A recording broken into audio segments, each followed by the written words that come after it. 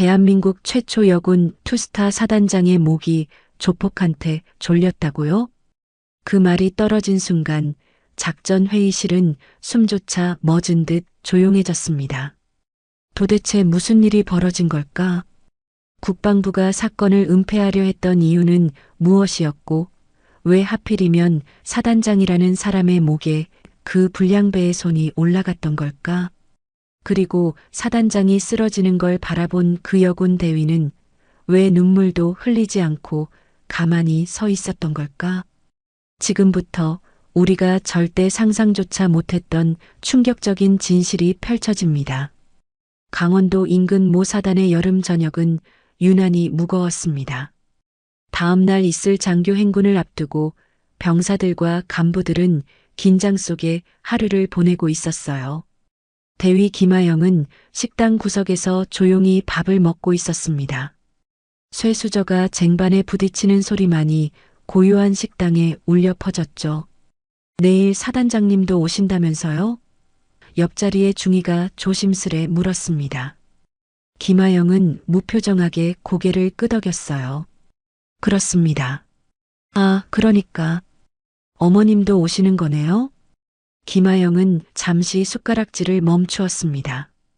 어릴 적부터 훈련소의 딸처럼 자라온 아영에게 어머니라는 단어는 늘 낯설었어요. 오지연 사단장, 그녀에게서 한 번도 사랑한다는 말을 들어본 적이 없었으니까요. 이번에도 어머니는 와서 아무 말 없이 행군만 하시겠지.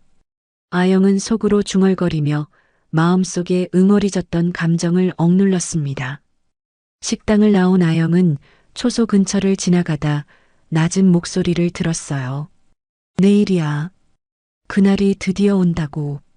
불침번을 서던 일병 하나가 누군가와 통화 중이었습니다. 아영은 발걸음을 멈추었어요. 그때 등 뒤에서 다가오는 발소리가 들렸습니다. 대위님, 이 시간에 여기서 뭐 하세요? 뒤돌아보니 후방 물자 지원팀으로 배속된 사회복무요원 조태근이 서 있었어요. 키가 크고 마른 체구에 눈빛이 날카로웠습니다. 그쪽은?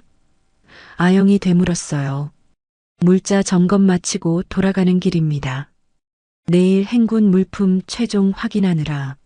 조태근은 미소를 지었지만 그 웃음이 눈까지 닿지는 않았습니다. 아영은 조태근이 창밖을 보며 휴대폰을 만지작거리는 모습을 발견했어요. 화면에는 내일이야. 기회는 한 번뿐이다라는 수상한 문장이 찍혀 있었습니다. 숙소로 돌아온 아영은 창밖을 바라보았어요.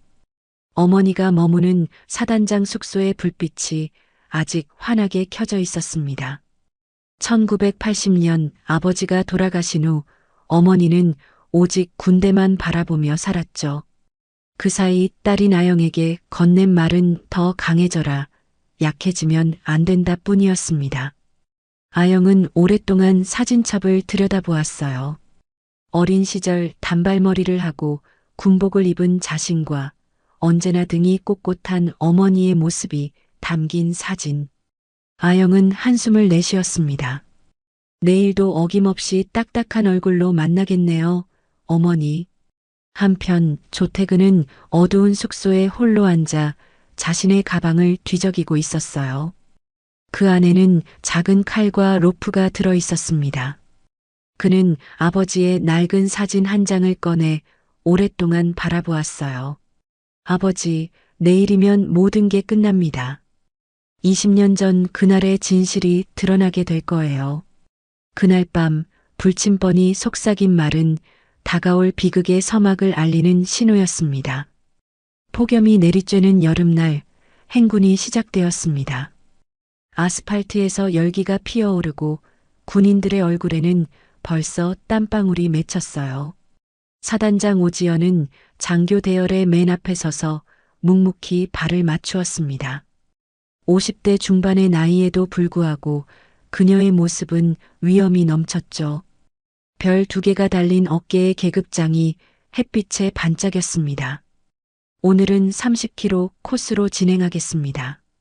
모두 페이스 조절하세요. 오지연의 목소리는 차분했어요. 딸 김하영은 사단장과 일정 거리를 유지한 채 뒤에서 걸었습니다. 두 사람은 말 한마디 섞지 않았어요. 부대원들은 이미 알고 있었습니다. 사단장과 김대위가 모녀 사이라는 것을. 하지만 누구도 그것을 입 밖에 내지 않았죠. 오지연이 그런 언급을 달가워하지 않는다는 것을 모두가 알았으니까요. 벌써 다리가 천근만근이네. 옆에서 걷던 중이가 아영에게 속삭였습니다. 아영은 미소만 지었어요. 그녀에게 행군은 일상이었습니다. 어릴 적부터 어머니를 따라다니며 크고 작은 행군에 참여했으니까요. 그런 날이면 오지연은 늘 딸에게 말했습니다. 약한 모습 보이지 마라. 여자 군인은 2배로 강해야 한다. 행군 대열은 산길로 접어들었습니다. 땀에 젖은 군복이 등에 달라붙었어요. 물자 보급을 위해 잠시 대열이 멈춘 순간이었습니다. 조태근이 물통을 나눠주기 위해 장교들 사이를 지나가고 있었어요. 물 더 필요하신 분? 조태근은 미소를 지으며 물었습니다. 그때였어요. 갑자기 뒤에서 누군가 오지연에게 다가갔습니다. 아무도 미처 반응하지 못했어요. 순식간에 벌어진 일이었죠. 사단장님, 목이. 누가 사단장님 목을 조르고 있습니다. 한 장교가 외쳤습니다. 기습적으로 뒤에서 사단장의 목을 조른 인물은 다름 아닌 조태근이었어요. 그의 얼굴은 일그러져 있었습니다. 지연, 넌 우리 아버지를 그렇게 만들었잖아. 그대로 갚아줄게. 충격에 빠진 장교들이 조태근에게 달려들었습니다. 그를 제압하는 과정에서 격투가 벌어졌어요. 조태근은 놀라운 힘과 기술로 저항했습니다. 마치 군사훈련을 받은 사람처럼요. 놓으세요. 당장 놓으라고요. 장교들이 소리쳤습니다. 그 사이 오지연은 호흡곤란으로 얼굴이 파랗게 변해갔어요. 마침내 조태근이 제압되었을 때 지연은 그 자리에서 정신을 잃고 쓰러졌습니다. 어머니. 아영은 본능적으로 외쳤어요. 그동안 한 번도 부르지 않았던 어머니라는 단어가 절로 튀어나왔습니다. 아영은 충격에 떨리는 손으로 어머니의 맥박을 확인했어요. 다행히 미약하게나마 뛰고 있었습니다. 그때 조태근과 눈이 마주쳤어요. 그의 눈에는 분노와 슬픔 그리고 기이한 승리감이 번갈아 비쳤습니다. 내 어미가 뭘 했는지 너는 알고 있니? 조태근이 물었어요. 헌병대가 급히 도착했고 조태근은 체포되었습니다. 오지연은 응급 헬기로 군병원으로 후송되었어요. 아영은 어머니의 손을 꼭 붙잡은 채 헬기에 올랐습니다. 처음으로 어머니의 손을 잡아보는 순간이었어요. 차갑고 마른 손이었습니다. 어머니. 아영은 속삭였어요. 하지만 오지연은 아무 대답도 없었습니다. 헬기 안에서 아영은 조태근의 마지막 말을 곱씹었어요. 내 어미가 뭘 했는지. 과연 어머니는 무슨 일을 했던 걸까요? 아영의 머릿속에는 오래된 의문이 다시 피어올랐습니다. 어머니가 항상 감정을 억누르고 딸에게 차갑게 대했던 이유, 그리고 아버지의 죽음에 관한 베일에 쌓인 이야기들. 헬기는 서울 시내의 군병원을 향해 날아갔습니다. 아래로는 한강이 은빛으로 빛나고 있었어요. 강 위로 다리가 놓여 있는 모습이 눈에 들어왔습니다. 연결되지 못한 채 평생을 살아온 모녀, 그 다리는 언제쯤 놓아질 수 있을까요? 군병원 복도는 냉랭했습니다. 아영은 수술실 앞 딱딱한 의자에 앉아 긴 시간을 보냈어요. 그녀의 군복에는 어머니의 피가 묻어 있었습니다. 주머니에서 손수건을 꺼내 옷에 묻은 핏자국을 닦으려 했지만 이미 말라붙어 지워지지 않았어요. 김대위님 괜찮으세요? 후임 소위가 물었습니다. 아영은 애써 미소를 지었어요. 걱정 마세요. 저 괜찮습니다. 하지만 그녀는 괜찮지 않았습니다. 평생 강한 모습만 보여왔던 어머니가 누군가의 손에 목이 졸려 쓰러지는 모습은 충격 그 자체였어요. 더구나 그 범인이 조태근이라니. 항상 조용하고 성실하게 일하던 사회복무요원이었는데 말이죠. 그때 복도 끝에서 헌병대 소령이 다가왔습니다. 김대위님, 잠시 이야기 좀 나눌 수 있을까요? 조태근 건에 대해서요. 조사실로 안내된 아영은 의자에 앉았어요. 소령은 파일 하나를 꺼내 테이블 위에 펼쳤습니다. 조태근은 체포되었지만 조사 과정에서 드러난 진실은 예상보다 복잡합니다. 소령이 말했어요. 아영은 긴장된 표정으로 고개를 끄덕였습니다. 소령이 건넨 서류에는 조태근의 신상 정보가 적혀 있었어요. 그리고 그 옆에는 또 다른 사람의 기록이 있었습니다. 조중령. 이 사람이 조태근의 아버지인가요? 네, 맞습니다. 조중령은 20년 전 당시 오대령이 지휘하던 부대에서 내부비리 고발 사건의 책임자로 지목되어 불명예 제대했습니다. 그리고 그 후 소령의 말이 이어지기 전에 아영이 말했어요. 자살하셨죠? 알고 계셨습니까? 아영은 고개를 저었습니다. 아니요, 처음 듣는 이야기예요. 하지만 조태근이 어머니를 공격하기 전 아버지를 그렇게 만들었다고 했으니까요. 소령은 한숨을 내쉬었어요. 조중령은 당시 군수품 비리를 내부 고발했습니다. 하지만 오히려 그가 비리의 주동자로 몰렸죠.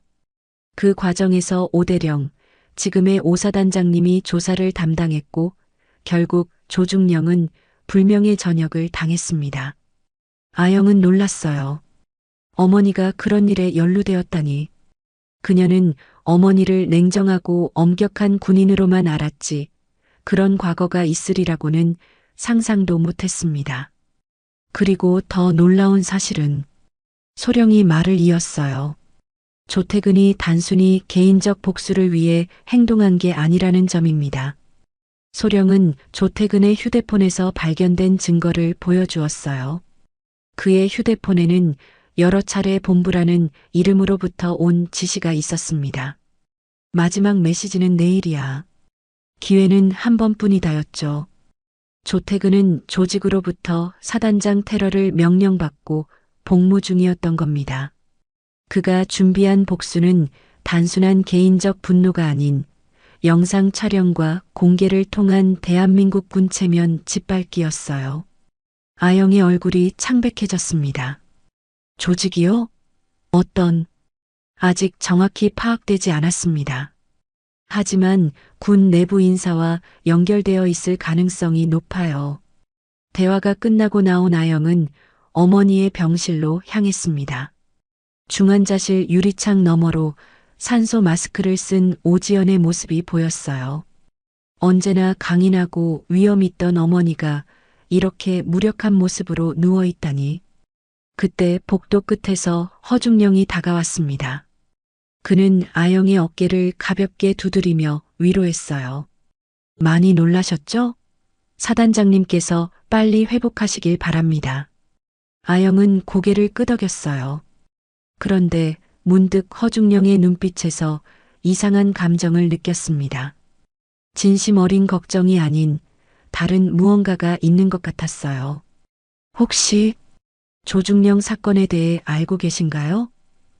아영이 조심스럽게 물었습니다. 허중령의 표정이 순간 굳었어요. 오래된 일이라 자세히는 모릅니다. 그가 서둘러 자리를 떠나는 모습을 보며 아영은 생각했습니다. 이 사건 뒤에 숨겨진 진실은 무엇일까? 병실로 돌아온 아영은 어머니의 손을 조심스럽게 잡았어요. 손등에 여러 개의 흉터가 있었습니다. 아영은 한 번도 물어본 적이 없었죠. 어머니의 과거에 대해서, 그리고 아버지의 죽음에 대해서도. 아버지가 돌아가신 날 어머니는 단 한 방울의 눈물도 보이지 않았으니까요. 어머니, 저에게 말해주세요. 도대체 무슨 일이 있었던 거예요? 아영은 속삭였지만 오지연은 여전히 깊은 잠에 빠져 있었습니다. 뉴스는 빠르게 퍼졌습니다. 여성 사단장, 행군 중 습격당해라는 헤드라인이 모든 신문과 방송을 장식했어요. 사건 발생 24시간 만에 국방부는 긴급 기자회견을 열었습니다. 현재 오지연 사단장은 안정을 찾고 있으며 범인은 체포되어 조사 중입니다. 이번 사건을 철저히 조사하여 유사한 일이 재발하지 않도록 하겠습니다. 공식 발표는 그랬지만 군 내부의 분위기는 달랐어요. 아영은 병원 복도에서 우연히 고위 장교들의 대화를 엿듣게 되었습니다. 여자가 사단장이라니 원래부터 무리였어. 이런 일이 터질 줄 알았다니까. 그래도 오 사단장 실력은 인정해야지. 여자라고 무시하면 안 돼. 실력이고 뭐고 이번 일로 군 전체가 망신이잖아. 민간인도 아니고 사회복무요원한테 당하다니. 아영은 주먹을 꽉 쥐었어요. 어머니가 얼마나 노력했는지, 이 자리에 오르기까지 얼마나 많은 편견과 싸워왔는지 그들은 모르는 거였습니다. 병실로 돌아오니 허중령이 오지연의 침대 옆에 서 있었어요. 이미 의식을 되찾은 오지연은 창백한 얼굴로 누워 있었습니다. 사단장님, 이번 일로 군 전체가 시끄럽습니다. 상부에서도 조용히 처리하길 원하고 있어요. 오지연은 담담하게 물었습니다. 그래서 사직서를 제출하시는 게 어떨까 합니다. 별 2개 내려놔야 할 때가 온 것 같습니다. 아영은 문간에 서서 숨을 죽였어요.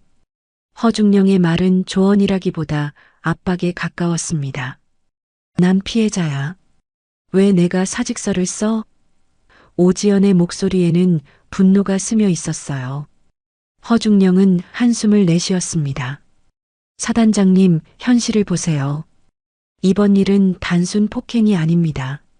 조태근의 아버지 건으로 옛날 감정이 얽혀 있어요. 그걸 파헤치면 좋을 게 없습니다. 그래, 너희들은 늘 그랬지. 진실보다는 체면이 중요했으니까.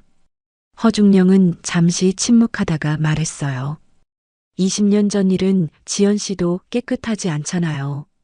그때 조중령이 불명예 전역한 건 나가. 오지연의 목소리는 차갑고 단호했습니다. 당장 나가. 허중령은 아영을 힐끗 보고는 병실을 나갔어요. 아영은 조심스레 어머니에게 다가갔습니다.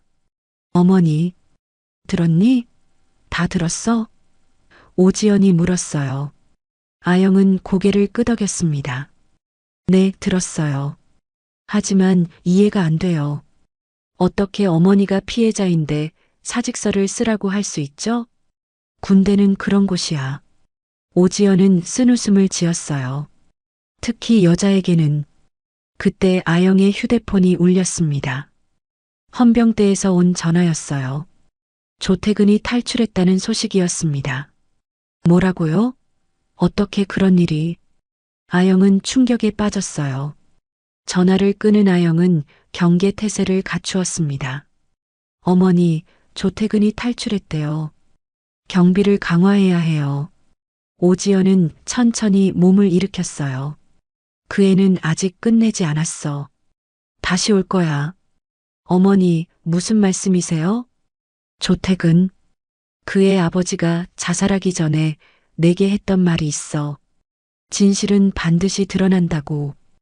오지연의 눈에 슬픔이 어렸습니다. 그리고 난 그 말을 20년 동안 잊지 못했어. 아영은 결정적인 순간 상부에 정식 보고서를 제출하기로 마음먹었어요. 그녀는 병원 컴퓨터를 빌려 문서를 작성했습니다. 저는 김아영 대위입니다. 사단장 오지연은 제 어머니입니다. 저는 사건 당시를 분명히 목격했으며 이번 사건이 단순 폭행이 아닌 조직적 범행임을 확신합니다. 그녀는 조태근의 발언과 허중령의 수상한 행동, 그리고 20년 전 조중령 사건에 대한 의혹을 상세히 기록했어요.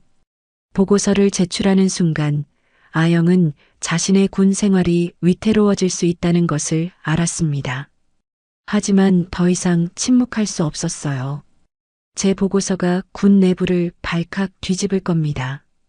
아영이 어머니에게 말했어요. 오지연은 딸을 바라보았습니다. 처음으로 그녀의 눈에 자랑스러움이 어렸어요. 내가 용기 있는 군인이라는 걸 늘 알고 있었어. 아영의 보고서는 예상대로 파장을 일으켰습니다. 사안은 비공식에서 공식 조사로 격상되었고 감사관이 파견되었어요. 하지만 그보다 더 큰 위협이 다가오고 있었습니다. 조태근은 여전히 잡히지 않았고 그의 다음 표적이 누구일지 아무도 몰랐어요. 병원의 밤은 고요했습니다. 복도의 형광등은 희미하게 깜빡이고 간호사들의 발소리만이 가끔 들려왔어요. 아영은 어머니의 병실 소파에 누워 뒤척이고 있었습니다. 잠은 오지 않고 머릿속은 온통 복잡한 생각들로 가득했어요. 새벽 2시 아영이 물을 마시러 일어났을 때 오지연은 침대에 앉아 사건 보고서를 검토하고 있었습니다. 목에 붕대를 감은 채로요. 어머니, 아직 안 주무세요? 아영이 물었어요. 오지연은 고개를 들었습니다. 이 보고서에 허점이 많아. 내일 감사관이 오면 모든 걸 설명할 수 있어야 해. 아영은 한숨을 내쉬었어요. 항상 그러셨죠? 다치고도 아플 때도 일부터 하시고. 군인은 그래야지. 오지연이 담담하게 대답했습니다. 무언가가 아영 안에서 터져나왔어요. 오랫동안 가슴속에 묻어두었던 질문들이. 어머니는 왜 늘 사람들 앞에서만 강해지려 해요? 나는 한 번도 안아준 적 없잖아요. 방 안에 침묵이 내려앉았습니다. 오지연은 보고서를 내려놓고 창밖을 바라보았어요. 서울의 밤하늘에는 별이 거의 보이지 않았습니다. 내가 6살 때였나? 아버지가 돌아가시고 난 뒤 내가 울면서 내게 달려왔어. 엄마 아빠는 어디 갔어요? 하고 물었지. 오지연의 목소리는 평소보다 부드러웠어요. 그때 나는 너를 안아주지 못했어. 내가 조금이라도 약해지면 무너질 것 같았거든. 아영은 숨을 죽이고 들었습니다. 어머니가 이렇게 자신의 감정을 드러낸 적은 처음이었어요. 사단장이라는 자리가 나를 그렇게 만들었어. 그 자리에 여자가 있기 위해선 감정조차 내려놔야 했거든. 오지연은 천천히 일어나 창가로 걸어갔습니다. 1982년 내가 처음 소위로 임관했을 때 여자 장교는 손가락으로 꼽을 정도였어. 모두가 나를 지켜봤지. 저 여자 곧 그만두겠지. 감정적이라 지휘 못해라고 수군거렸어. 아영은 어머니의 곁으로 다가갔어요. 하지만 어머니, 그건 나한테까지 그러실 필요는 없었잖아요. 전 어머니 딸인데. 그게 더 어려웠어. 오지연이 말했습니다. 너한테 약한 모습 보이면 내가 나처럼 될까봐 두려웠어. 여자 군인으로 살아간다는 건 내가 그 고통을 알길 바라지 않았어. 아영의 눈에 눈물이 고였습니다. 그래서 저도 군인이 되었을 때 실망하셨던 거예요? 오지연은 딸을 바라보았어요. 그녀의 눈에도 눈물이 맺혀 있었습니다. 실망? 아니야. 두려웠어. 내가 나처럼 차갑고 외로운 사람이 될까봐. 그 순간 병실 문이 열렸어요. 경비 근무 중이던 병사가 급히 들어왔습니다. 김대위님, 병원 정문에서 수상한 인물이 목격되었습니다. 조태근으로 추정됩니다. 아영은 즉시 경계 태세를 갖추었어요. 어머니, 여기 계세요. 제가 확인하고 오겠습니다. 아영아. 오지연이 딸을 불러 세웠습니다. 조심해. 처음으로 어머니의 입에서 나온 걱정의 말에 아영은 잠시 멈칫했어요. 그리고 고개를 끄덕인 후 병실을 나섰습니다. 병원은 이미 비상 상황이었어요. 경비병들이 복도를 통제하고 환자들은 병실 안에 대기하라는 지시가 내려졌습니다. 아영은 권총을 손에 쥐고 조심스럽게 비상계단으로 향했어요. 어두운 계단에서 아영은 발소리를 들었습니다. 누군가가 위층으로 올라가고 있었어요. 그녀는 소리 없이 계단을 따라 올라갔습니다. 옥상 문이 열려 있었어요. 아영은 깊게 숨을 들이마시고 문을 밀었습니다. 바람이 세차게 불었고 멀리서 천둥 소리가 들려왔어요. 곧 비가 올 것 같았습니다. 그리고 옥상 난간 앞에 한 남자가 서 있었어요. 조태근이었습니다. 여기까지 왔네요, 김대위. 그가 뒤돌아보며 말했습니다. 조태근, 이제 그만해요. 더 이상 도망칠 수 없어요. 조태근은 쓴웃음을 지었어요. 도망?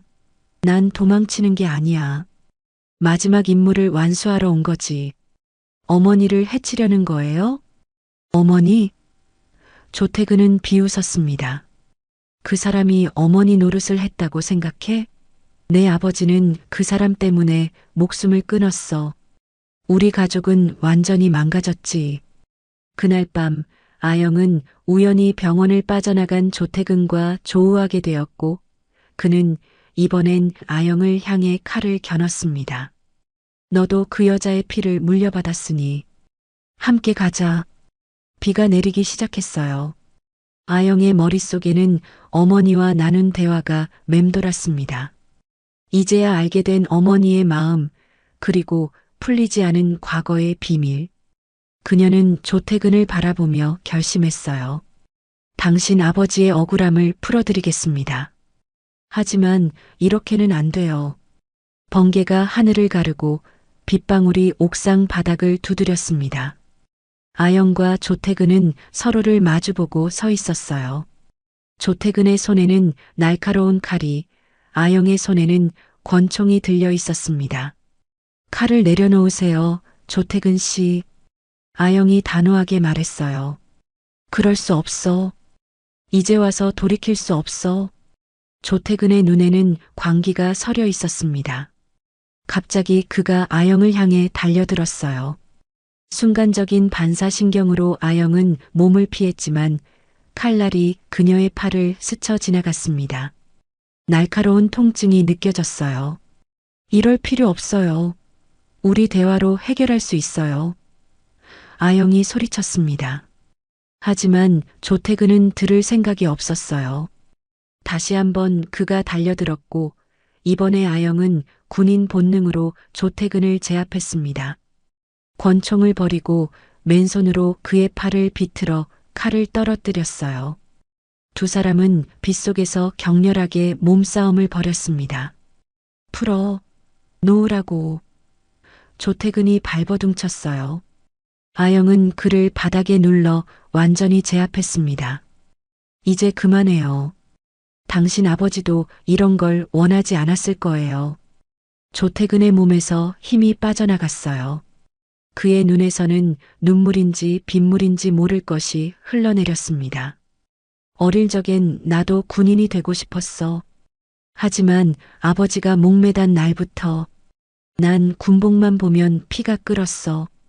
아영은 조태근의 손목에 수갑을 채웠습니다. 그리고 무전기로 위치를 알려 헌병대를 불렀어요. 비가 점점 더 세차게 내리는 가운데 두 사람은 옥상 출입구 처마 밑으로 피했습니다. 왜 당신 같은 사람이 군인이 됐어요? 조태근이 갑자기 물었어요. 당신도 군대가 얼마나 잔인한지 알면서. 아영은 잠시 생각에 잠겼습니다. 처음엔 어머니를 이해하기 위해서였어요. 왜 그렇게 차갑고 엄격했는지 알고 싶었거든요. 하지만 점차 나 자신을 위해 군인이 됐어요. 내가 믿는 가치를 지키기 위해서. 가치? 조태근이 비웃었어요. 군대에 무슨 가치가 있어? 다 위선이야. 모든 조직에는 부패와 위선이 있어요. 하지만 그걸 바로잡을 사람도 필요하죠. 헌병대가 도착했고 조태근은 그들에게 인계되었습니다. 아영은 그가 끌려가는 모습을 지켜보았어요. 그의 마지막 말이 귓가에 맴돌았습니다. 진실을 알게 되면 당신도 후회할 거야. 병원으로 돌아온 아영은 팔의 상처를 치료받았습니다. 그녀가 병실로 돌아왔을 때 오지연은 창가에 서 있었어요. 잡았니? 오지연이 물었습니다. 네, 헌병대에 인계했어요. 아영이 대답했어요. 오지연은 딸의 붕대를 감은 팔을 보았습니다. 다쳤구나. 괜찮아요. 그냥 긁힌 거예요. 침묵이 흘렀어요. 빗소리만이 병실에 가득했습니다. 그때 오지연이 갑자기 군복 상의를 벗기 시작했어요. 어머니, 뭐 하시는 거예요? 아영이 놀라서 물었습니다. 오지연은 속에 입은 민소매 차림이 되었어요. 그녀의 오른쪽 어깨와 등에는 거대한 흉터가 있었습니다. 마치 화상을 입은 것처럼 피부가 울퉁불퉁했어요. 이건 어떻게 된 거예요? 아영은 충격에 빠졌습니다. 23년 전 내가 3살 때였어. 훈련 중 사제 폭발물 사고가 있었어. 내가 부하들을 피신시키다가 등에 파편을 맞았지. 오지연은 천천히 상의를 다시 입었어요. 그날 이후로 나는 결심했어. 절대 약해 보이지 않겠다고. 흉터가 있는 여자 장교는 더 많은 편견에 시달리니까. 아영의 눈에 눈물이 고였습니다. 그래서 저한테도 그렇게 강하게 대하신 거예요? 군복 입고 걷는 너 보며 매번 속으로 불렀다. 아영아, 아영아. 근데 한 번도 너한테는 말을 못했네. 아영은 처음으로 엄마라는 말을 입 밖에 냈어요. 엄마. 오지연의 눈에도 눈물이 맺혔습니다. 그녀는 천천히 딸에게 다가가 어색하게 팔을 벌렸어요. 처음으로 아영을 안아주려는 듯 했습니다. 아영은 망설임 없이 어머니의 품에 안겼어요. 오랫동안 그리워했던 어머니의 품은 생각보다 따뜻했습니다. 미안해, 아영아. 엄마가 많이 미안해. 그 순간 병실 문이 열리고 감사관이 들어왔어요. 두 사람은 급히 몸을 떼었습니다. 오사단장님, 조택은 신문 결과가 나왔습니다. 그리고 허중령과의 관계도 밝혀졌습니다. 오지연과 아영은 서로를 바라보았어요. 이제 모든 진실이 드러날 순간이 온 것 같았습니다. 말씀해 보세요. 오지연이 단호하게 말했어요. 다음 날 아침 군 검찰청 조사실. 거울처럼 반들반들한 테이블 위로 서류들이 펼쳐져 있었습니다. 오지연과 아영은 나란히 앉아 감사관의 설명을 듣고 있었어요. 조태근의 진술과 확보한 증거를 종합한 결과 상당히 충격적인 사실이 드러났습니다. 감사관이 말했어요. 그는 노트북을 켜고 녹취록을 재생했습니다. 조태근의 목소리가 방 안에 울려 퍼졌어요. 허중령이 저에게 접근한 건 6개월 전입니다. 그는 제 아버지의 동료였다고 자신을 소개했어요. 그리고 아버지가 자살한 진짜 이유를 알려주겠다고 했습니다. 오지연의 표정이 굳어졌어요. 아영은 어머니의 손을 잡았습니다. 녹취는 계속되었습니다. 허중령은 오사단장이 20년 전 아버지를 함정에 빠뜨렸다고 말했어요. 군수품 비리를 조사하는 과정에서 오대령이 증거를 조작했다고. 그리고 그 증거로 아버지는 불명예 전역을 당했고 결국 자살했다고요. 아영은 어머니를 쳐다보았어요. 사실인가요? 오지연은 고개를 저었습니다. 아니야. 난 조중령을 함정에 빠뜨린 적 없어. 오히려 그를 돕고 싶었어. 감사관이 다시 말을 이었어요. 조태근을 뒤에서 조종한 인물은 바로 허중령이었습니다. 군 검찰 조사 과정에서 드러난 또 다른 진실이에요. 감사관은 태블릿을 보여주었습니다. 거기에는 허중령과 다른 고위 장교들 간의 메시지가 담겨 있었어요. 20년 전 허중령은 자신의 입지를 지키기 위해 조태근 부친의 사건을 덮었고 이후 오지연 대령이 모든 책임을 뒤집어쓰게 만들었습니다. 사실 군수품 비리의 주동자는 허중령 자신이었어요. 아영은 충격에 빠졌어요. 그럼 조태근의 아버지는 희생양이었죠. 감사관이 고개를 끄덕였습니다. 허중령은 조태근을 이용해 오사단장을 제거하려 했습니다. 이번 사건 역시 지연 사단장의 퇴출을 유도하기 위한 계획의 일부였어요. 오지연의 눈에는 분노가 서렸어요. 20년 동안 그자가 내 뒤에서 이런 짓을 했다고? 허중령은 여성 사단장에 대한 깊은 반감을 가지고 있었습니다.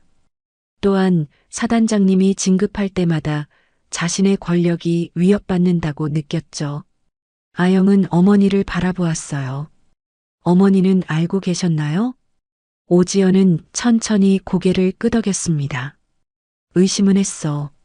하지만 확신은 없었지. 그래서 계속 지켜보고 있었어. 감사관은 서류 한 장을 내밀었어요.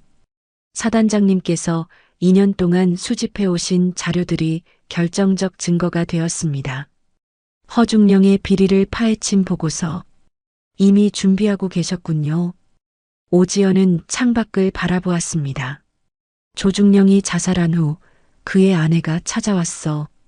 남편이 남긴 편지를 보여주면서 그때부터 난 의심했지. 그리고 조용히 증거를 모았어. 그럼 왜 지금까지 말씀하지 않으셨어요? 아영이 물었어요. 확실한 증거가 필요했어. 그리고 조태근을 생각했지. 그 아이는 아버지의 명예를 되찾고 싶었을 테니까. 감사관이 말을 이었어요. 현재 허중령은 구금 상태입니다. 증거가 명확하여 곧 군사법원에서 재판을 받게 될 거예요. 오지연은 서류를 꾹 쥐었어요. 조태근은 어떻게 되나요? 정신감정 결과 허중령에게 세뇌당한 상태였던 것으로 보입니다.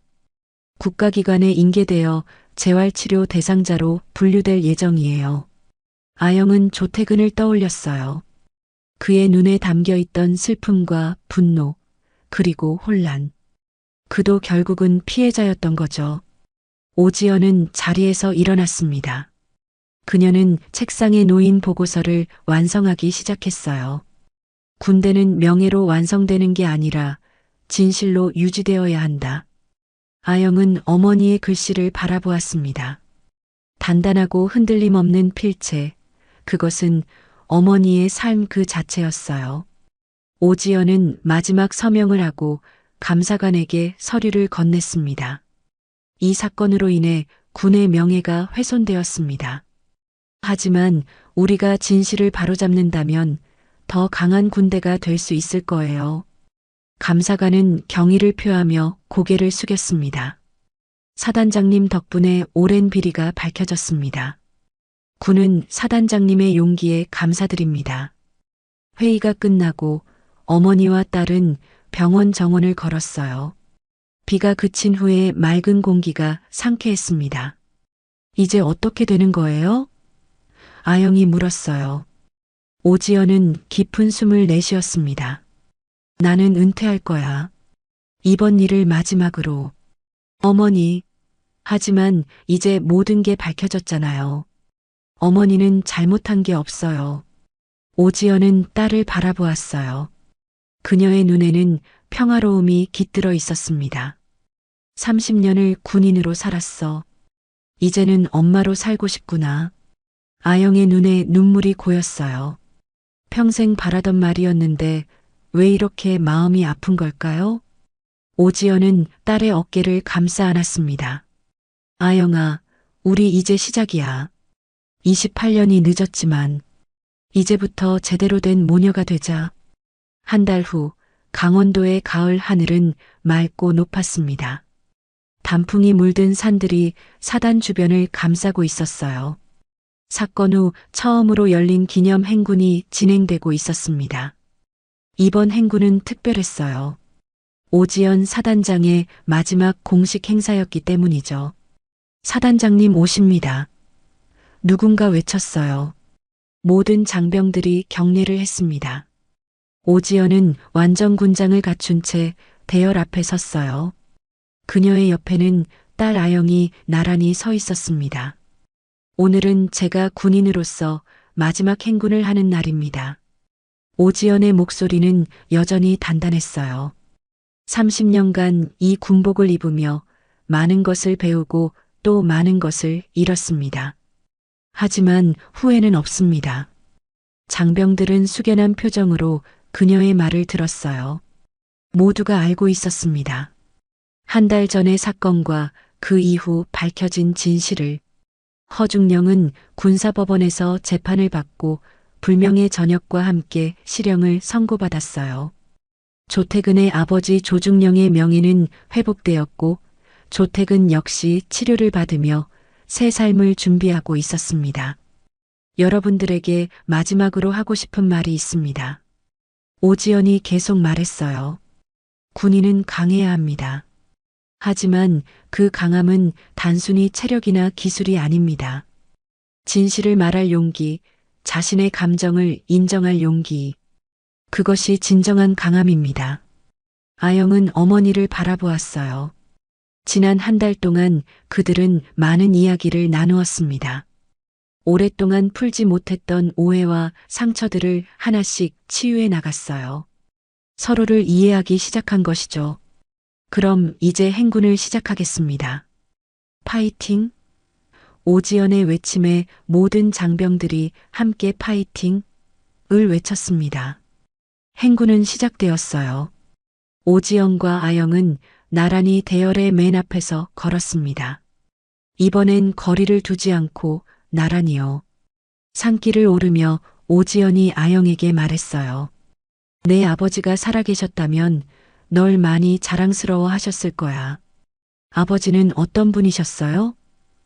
아영이 물었습니다. 오지연의 눈에 추억이 스쳐갔어요. 너무 다정하고 부드러운 사람이었어. 내가 강하게 살 수 있었던 건 아버지가 내 곁에 있었기 때문이야. 그래서 아버지가 돌아가시고 더 강해지셨던 거군요. 그래. 그 사람 없이는 더 강해져야 했어. 그런데 그 과정에서 너를 소홀히 했지. 미안해, 아영아. 아영은 고개를 저었어요. 이제 괜찮아요, 엄마. 엄마라는 말이 어색하면서도 참 좋았습니다. 아직은 서로에게 적응 중이었지만 이미 많은 것이 달라졌어요. 중간 휴식 시간, 두 사람은 정상 가까운 바위에 앉았습니다. 발 아래로 부대가 내려다 보였어요. 오지연은 군복 주머니에서 작은 사진 한 장을 꺼내 아영에게 보여주었습니다. 이건 내가 3살 때 찍은 사진이야. 처음으로 군복을 입혀봤지. 사진 속의 어린 아영은 너무 큰 군무를 쓰고 해맑게 웃고 있었어요. 그 옆에는 젊은 오지연이 딱딱한 표정으로 서 있었습니다. 그때부터 저를 군인으로 키우려고 하셨던 거예요? 아영이 물었어요. 오지연은 고개를 저었습니다. 아니, 그때는 내가 평범한 삶을 살길 바랐어. 대학 가고 좋은 직장 얻고 행복한 가정 꾸리고. 그런데 제가 군인이 되겠다고 했을 때 왜 반대하지 않으셨어요? 내 눈빛이 결연했거든. 그리고 사실은 기뻤어. 내가 내 길을 이해하려고 하는 것 같아서. 두 사람은 다시 걷기 시작했어요. 이번에는 대열을 떠나 조용한 숲길로 들어섰습니다. 이제 그들은 사단장과 대위가 아닌 엄마와 딸로 산을 오르고 있었어요. 엄마, 다음 생엔 우리 그냥 평범하게 살아봐요. 아영이 문득 말했습니다. 오지연이 웃었어요. 그래, 그땐 내가 내 도시락도 싸주고 학교도 데려다주고 저도 투정 많이 부리고 엄마한테 사랑한다고 매일 말할래요. 그들은 나란히 산 정상에 도착했습니다. 발 아래로 가을 숲이 황금빛으로 물들어 있었어요. 오지연은 별이 달린 모자를 벗었습니다. 그리고 딸에게 건넸어요. 이건 내가 가져. 내가 걸어온 길의 증거야. 아영은 모자를 받아들었습니다. 엄마, 이제 어디서 살 거예요? 글쎄, 서울도 좋을 것 같은데. 내 생각은 같이 살아요. 제가 요리는 잘 못하지만 배우면 되잖아요. 오지연은 딸의 어깨를 감싸 안았어요. 그래, 우리 함께 배우자. 이제부터 많은 것들을 함께. 산을 내려가는 길, 두 사람은 나란히 걸었습니다. 나무들 사이로 햇빛이 비쳐 들어왔어요. 그림자가 두 개 나란히 길게 늘어졌습니다. 사실은 말이야. 오지연이 조용히 말했어요. 내가 태어났을 때 내가 처음으로 한 말이 있어. 뭔데요? 사랑한다였어. 그런데 그 후로는 한 번도 말하지 못했지. 아영은 어머니의 손을 잡았습니다. 이제부터 자주 해요, 우리. 두 여자는 그렇게 천천히 산을 내려갔어요. 서로를 닮은 두 여군의 발걸음은 더 이상 군인의 걸음이 아니었습니다. 이야기는 끝났지만 두 사람의 진짜 관계는 이제야 시작되는 것이었어요. 가을바람이 산을 감싸고 낙엽이 두 사람의 발밑에서 바스락거렸습니다.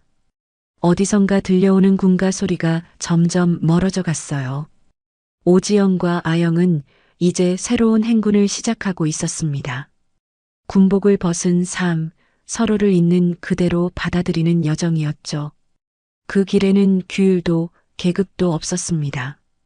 오직 서로를 향한 이해와 사랑만이 있을 뿐이었어요.